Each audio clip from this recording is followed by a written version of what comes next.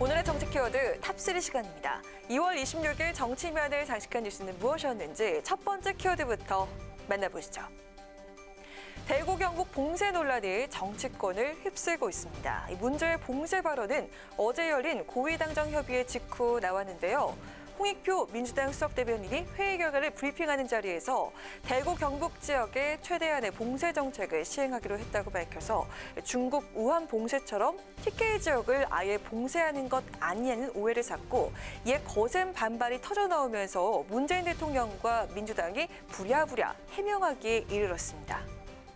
적절하지 못한 표현으로 많은 심려를 끼쳤습니다. 방역 전문 용어상 감염 차단을 의미하는 말이었지만 용어 선택이 매우 부주의했습니다. 송구스럽다는 말씀 드립니다. 역학적 봉쇄 표현을 지역 봉쇄로 오인시킨 브리핑 후 당 지도부 차원의 사과 발언과 함께 당 내에선 자성을 촉구하는 목소리가 잇따랐는데요. 무엇보다 해당 발언에 대해서 비상한 상황에서는 언어 사용도 비상하게 해야 한다, 신중하지 못했다는 지적이 제기됐습니다. 결국 홍익표 민주당 수석 대변인은 TK 봉쇄 발언에 책임을 지고 오늘 자리에서 물러나는데요. 홍 대변인은 단어 하나도 세심하게 살폈어야 함에도 대구 경북 주민들께 상처를 드렸다며 이에 책임을 지고 수석 대변인에서 물러난다라고 밝혔습니다.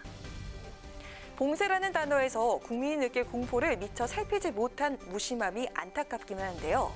일상에서 위협과 두려움을 느끼고 있는 이 국민의 절박한 심정을 잊지 말아야 하겠고요.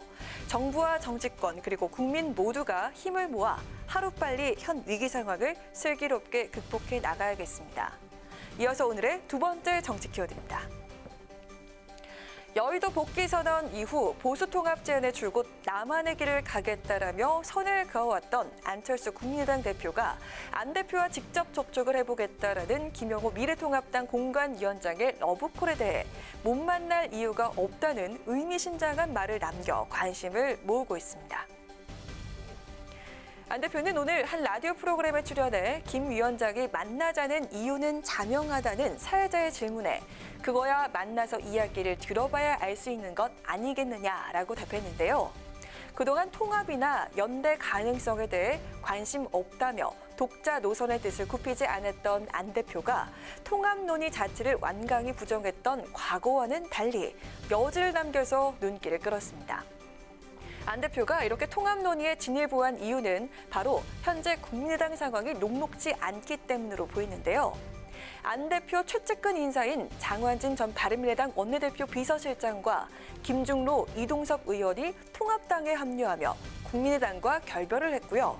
다른 안철수계 원내 인사들도 통합당 합류를 고심 중인 것으로 전해졌습니다. 이러한 상황에 안 대표, 일단 김 위원장과 만나 논의는 해보겠다는 뜻으로 보이는데요. 안 대표는 안철수계 의원과 원외 인사들의 통합당 이적 움직임에 대해 제가 가는 길이 어려운 길이란 건 알고 있고 스스로 내린 판단인 만큼 존중하겠다고 밝힌 바 있습니다. 네, 이번 총선에서 오렌지 혁명을 일으키겠다며 국민의당을 다시 창당한 안 대표. 그러나 무더기 이탈 사태로 초반부터 크게 흔들리고 있는데요.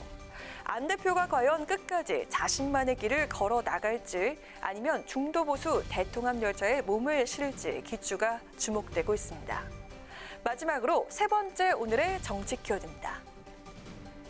코로나19 사태 확산으로 악화된 민심이 청와대 국민청원 게시판으로 옮겨 붙었습니다.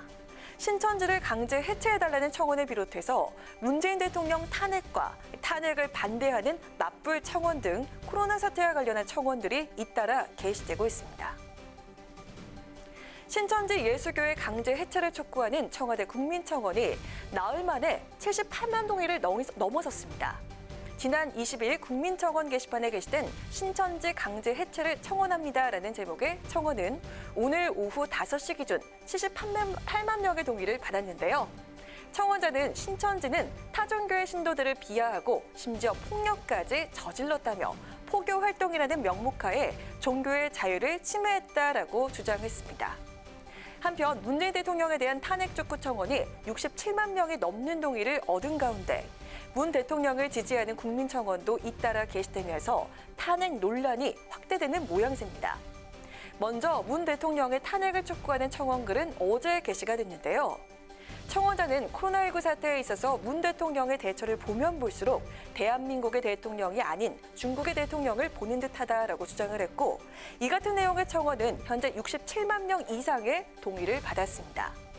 이와는 반대로 문재인 대통령을 지지한다는 청원들도 잇따라 게시가 됐는데요.